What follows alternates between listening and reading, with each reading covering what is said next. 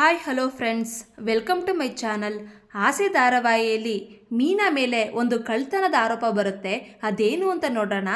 ಅದಕ್ಕಿಂತ ಮುಂಚೆ ನಮ್ಮ ಚಾನಲ್ಗೆ ಈಗಲೇ ಸಬ್ಸ್ಕ್ರೈಬ್ ಆಗಿ, ಹಾಗೆ ಈ ಸೀರಿಯಲ್ ನಿಮ್ಗೆ ಇಷ್ಟ ಇದ್ದರೆ ಒಂದು ಲೈಕ್ ಕೊಡಿ. ಇಲ್ಲಿ ಮೀನಾ ಹೂ ಕೊಡೋದಕ್ಕೆ ಅಂತ ಕಸ್ತೂರಿಯವ್ರ ಮನೆಗೆ ಬರ್ತಾಳೆ. ಆಗ ಕಸ್ತೂರಿಯವರು ಬಾಮ್ಮ ಕೂತ್ಕೋ ಅಂತ ಹೇಳ್ತಾರೆ. ಇಲ್ಲಿ ಶಾಂತಿಯವರು ಮಕ್ಕಳಿಗೆ ಭರತನಾಟ್ಯ ಹೇಳ್ಕೊಡ್ತಾ ಇರ್ತಾರೆ.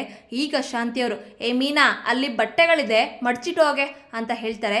ಆಗ ಕಸ್ತೂರಿಯವರು, ಏ ಶಾಂತಿ, ನಮ್ಮನೆ ಕೆಲಸ ಅವಳಿಗೆ ಹೇಳ್ತಾ ಇದೆಯಾ ಅಂತ ಹೇಳಿದಾಗ ಶಾಂತಿಯವರು, ಮಡ್ಚಿಡ್ಲಿ ಬಿಡು, ಮಡ್ಚಿಟ್ರೆ ಅವಳ ಕೈಯೇನು ಸೌದೋಗುತ್ತಾ, ಅವಳೇನು ಶ್ರೀಮಂತರ ಮನೆ ಮಗಳ, ಹೂ ಕೊಟ್ಟಕ್ಕಾಗತ್ತೆ, ಈ ಕೆಲಸ ಮಾಡೋಕ್ಕಾಗಲ್ವಾ, ಏ ಮೀನಾ ಹೋಗೆ ಬಟ್ಟೆಗಳನ್ನೆಲ್ಲ ಮಡ್ಚಿಡು ಅಂತ ಹೇಳಿದಾಗ ಮೀನಾ, ಆಂಟಿ ಬಿಡಿ ಪರವಾಗಿಲ್ಲ, ನಾನು ಬಟ್ಟೆಗಳನ್ನೆಲ್ಲ ಮಡ್ಚಿಡ್ತೀನಿ ಅಂತ ಹೇಳಿ ರೂಮ್ಗೆ ಹೋಗಿ ಬಟ್ಟೆಗಳನ್ನೆಲ್ಲ ಮಡ್ಚಿಡ್ತಾಳೆ.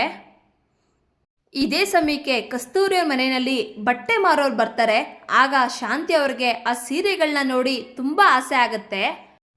ಆ ಸೀರೆನಲ್ಲಿ ಶಾಂತಿಯವರು 2 ಸೀರೆನ ತಗೊತಾರೆ. ಕಸ್ತೂರಿ, ನಿನ್ನ ಹತ್ರ ದುಡ್ಡಿದೆಯಲ್ಲ, ಆ ದುಡ್ಡಲ್ಲಿ 2,000 ರೂಪಾಯಿ ತಂದುಕೊಡೆ ಅಂತ ಹೇಳಿದಾಗ ಕಸ್ತೂರಿಯವರು ಆ 2 ಲಕ್ಷ ದುಡ್ಡಲ್ಲಿ ಆ 2,000 ರೂಪಾಯಿ ಕೊಡೋಕ್ಕೆ ಅಂತ ರೂಮ್ಗೆ ಹೋಗ್ತಾರೆ. ರೂಮಲ್ಲಿ ಹೋಗಿ ನೋಡಿದ್ರೆ ಆ 2 ಲಕ್ಷ ದುಡ್ಡು ಇರೋದಿಲ್ಲ. ಈಗ ಕಸ್ತೂರಿಯವ್ರಿಗೆ ಗಾಬರಿ ಆಗುತ್ತೆ. ಶಾಂತಿ, ಶಾಂತಿ ಬಾರೆ, ಇಲ್ಲಿಟ್ಟು ದುಡ್ಡು ಕಾಣಿಸ್ತಾನೆ ಇಲ್ಲ ಕಣೆ ಅಂತ ಹೇಳಿದಾಗ ಶಾಂತಿಯವರು, ಸರಿಯಾಗಿ ನೋಡೆ, ಎಲ್ಲೋ ಇಟ್ಟು ಮರ್ತಿರ್ತೀಯ, ಸರಿ ನಂಗೆ ಟೈಮ್ ಆಯಿತು, ಮನೆಗೆ ಹೋಗ್ತೀನಿ, ಸೀರೆನ ನಾಳೆ ತಗೊತೀನಿ, ನೀನು ನೋಡ್ಬಿಟ್ಟು ನನಗೆ ಕಾಲ್ ಮಾಡು ಅಂತ ಹೇಳಿ ಶಾಂತಿಯವರು ಮನೆಗೆ ಬರ್ತಾರೆ. ಈಗ ಕಸ್ತೂರಿಯವರು ಶಾಂತಿಯವ್ರಿಗೆ ಕಾಲ್ ಮಾಡ್ತಾರೆ.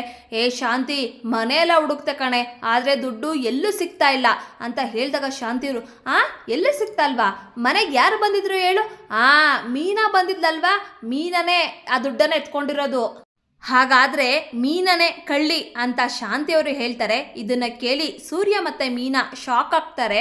ಇಲ್ಲಿಗೆ ಸಂಚಿಕೆ ಮುಕ್ತಾಯಗೊಳ್ಳುತ್ತೆ. ದಯವಿಟ್ಟು ನಿಮ್ಮ ಅನಿಸಿಕೆಗಳನ್ನು ಕಮೆಂಟ್ ಮಾಡಿ. Thank you.